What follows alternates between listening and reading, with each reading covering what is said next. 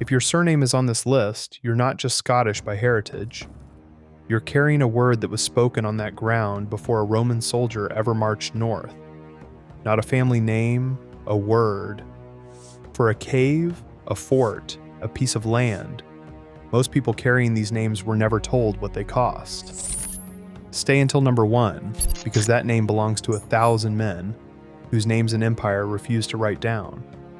Your surname isn't a label, it's a decision, handed forward. Number 10, Wemyss, pronounced Weems, and it isn't a family name at all, it's a hole in the rock, Gaelic Uaim, cave. The caves came first. Inside them sits the densest Pictish carving anywhere in Britain. Antiquarians recorded 49 symbols there in the 1800s. 26 are left. In 1986, somebody set a car burning inside Jonathan's cave, and carvings that had lasted 13 centuries now exist only as a paper, rubbing pressed in 1890. The family thinned the same way, attainted after Culloden, the heir dead in Paris, his brother quietly signing a different surname to keep the land. The name got out. The carvings didn't. Erasure is one way to lose a name. Power is another. Number 9, MacDuff. Son of Dew, the Dark One. Fife was Fib, one of the old Pictish provinces, and this was its senior native line, not some Norman family handed a charter. By tradition, the MacDuffs held a right no money could buy to set the crown on the head of a king of Scots. In 1306, Isabella MacDuff defies her own husband's family and uses it for Robert the Bruce. Edward I puts his answer in writing, a cage of stone and iron hung in the open air at Berwick so travelers on the road would look up and see her. 4 years. She disappears from the record. The right died with the earldom. The name didn't. Her right was never written down anywhere. The next family's was, and then somebody burned it. Number 8, Brodie. And nobody can tell you what it means. Maybe Gaelic for a muddy place. Maybe the Pictish royal name Brood. There's a reason they can't settle it. In 1645, Lord Lewis Gordon burned Brodie Castle and every charter inside it. The oldest Brodie document still standing is a charter from Robert the Bruce, and it says the family already held that land by inheritance from their ancestors. The proof they were ancient is exactly what went up in the fire. So if your Brodie line dead ends in the 14th century, that isn't your failure as a researcher. Somebody made sure. The next name isn't a family at all. It's a capital that stopped existing. Number 7, Abernathy. Aber is Pictish for the mouth of a river. This was the political and religious heart of the Picts, a capital worn down into something you write on a form. An Iron Age fort stood on the hill above it. Then, around the year 209, the Romans built a fortress a mile down the road. Sit with that for a second. Rome arrived at Abernathy, and Rome was the newcomer. Later, its Pictish symbol stone turned up holding the foundations of somebody's house. The kingdom is gone. The round tower still stands. Rome came, and Rome left. The name didn't, and the next name traveled further from that ground than any of them. If this is landing for you, take 5 seconds, like it, subscribe. 6 names left, and they get heavier. Number 1 is the one nobody who carries it was ever told. Let's keep going. Number 6, Pitcairn. That pit is pet, Pictish for a piece of land. You barely find it anywhere the Picts weren't. This one comes off a farm in Fife. The name was never stable. Pitcairn in 1368, Pitcairn in 1489, Pitcairn in 1544. Not one of those was written by an immigration clerk. Ellis Island didn't invent the misspelled surname.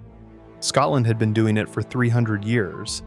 Then in 1767, a 14-year-old Pitcairn, listed in the ship's book as 19, sighted a rock in the Pacific. They named it after him. He never set foot on it. He was lost at sea within 3 years. a Pictish word for a piece of land, stranded on the loneliest piece of land on earth. That name crossed the world. The next one got called foreign without ever leaving home. Number 5. Galbraith. Gaul, a stranger. Brethnach, a Briton. The foreign Briton. And that isn't what the family called itself. It's what the Gaels called the people who were already there. They were the Britons of Strathclyde. Their capital, Dumbarton, means the fort of the Britons, and they would not let it go. In the Lennox records, one generation names a son Arthur, another calls himself son of the Britons, centuries after the kingdom fell. Then in 1425, 600 Galbraiths flee a failed rising and take a new surname on the road. In 1622, the last chief, ruined by his own feud and his own debts, not by any king, runs for Ireland. Clan Galbraith has no chief today, not deposed, never replaced. They were called the Strangers, and they'd been there the longest. That name means outsider. The next one means king. Number 4. MacNaughton, son of Necton. And Necton is Pictish, the pure one, a name carried by kings of the Picts. They chose wrong against Robert the Bruce and lost land to the Campbells. They chose the Stuarts at Killiecrankie and lost the rest. In 1710, the last laird signed Dundarave over to a Campbell with his own hand. No battle, a deed. In 1818, 400 clansmen petitioned, and the Lord Lyon recognized a chief in County Antrim from a branch that had left Scotland 200 years earlier, and the name kept walking under other spellings. McKnight, McNutt, McNitt. If that's your name, a clerk flattened a Pictish king and never looked up. That family survived by changing shape. The next survived by coming back. Number 3. Urquhart. R. In Carden by the wood. Brittonic. On record in the 600s. Older than Gaelic on that ground. In 1652, Sir Thomas Urquhart of Cromarty, a prisoner of the English, published his family tree. It ran back 153 generations. To Adam. He invented it, partly to argue that a family that old deserved its estates back. He lost Cromarty to debt anyway, proving ancient blood has been a way to pay bills for 400 years. The chiefly line failed in Scotland. Then in 1959, the Lord Lyon recognized the chief of Clan Urquhart, an American. They've been American ever since. The diaspora didn't just carry the name out. It sent the head of the family home. They got their name back. The next family had theirs taken by law. Number 2. Ogilvie.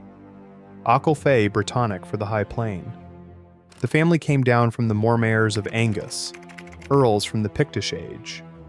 In 1745, David, Lord Ogilvie, brought 600 men out of Angus for Charles Edward Stuart.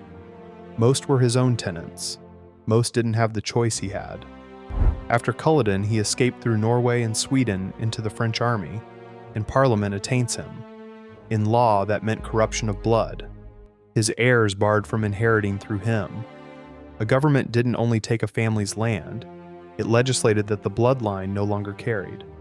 He was pardoned in 1778 and came home after 32 years. The attainder itself stood until 1826, when an act reversed it in wording that pretended it had never existed. 80 years to unsay it. They had a name worth erasing. The last men on this list had none worth recording. Number 1. Dunbar. Dinbar, the fort on the point. Cumbric, written down in the 600s. Older than Gaelic here. Older than Scots. Older than the family that took it. The rock named the people. The Dunbars became the greatest power in the southeast. And in 1435, a Scottish king took the whole earldom off them by Act of Parliament. But the worst day under that name never belonged to the family at all. On the 3rd of September, 1650, beneath the fort, Cromwell breaks a Scottish army in about an hour. 5,000 prisoners walk 100 miles south to Durham. Around 1,700 die there. That November, 150 of the survivors went aboard a ship called the Unity, and at Boston they were sold for 20 to 30 pounds a man.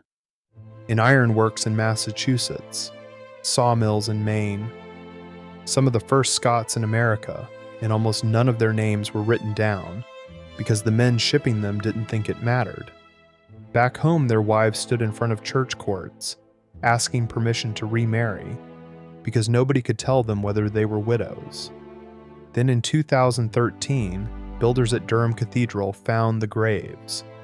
A few years later, in a public library in Massachusetts, dozens of people sat with printed family trees on their laps while archaeologists described the bones. That's how some of them met their 9th great-grandfather. And at the gate of Brodie Castle, the family whose paperwork burned, a stone stands beside the drive. It carries the longest Ogham inscription in Scotland. Somebody once turned it face down, cut different initials into it, and laid it over a grave. It's upright now. Everyone who comes through that gate walks past it. If your surname is on this list, that's what you're holding. Not a label, not paperwork. A word somebody kept when keeping it cost them something, and handed on without ever explaining why. So drop your surname in the comments below. I want to know which one you carry, and which of these 10 hit closest to home. And if your name wasn't on this list, put it down anyway. Every one of them is carrying something.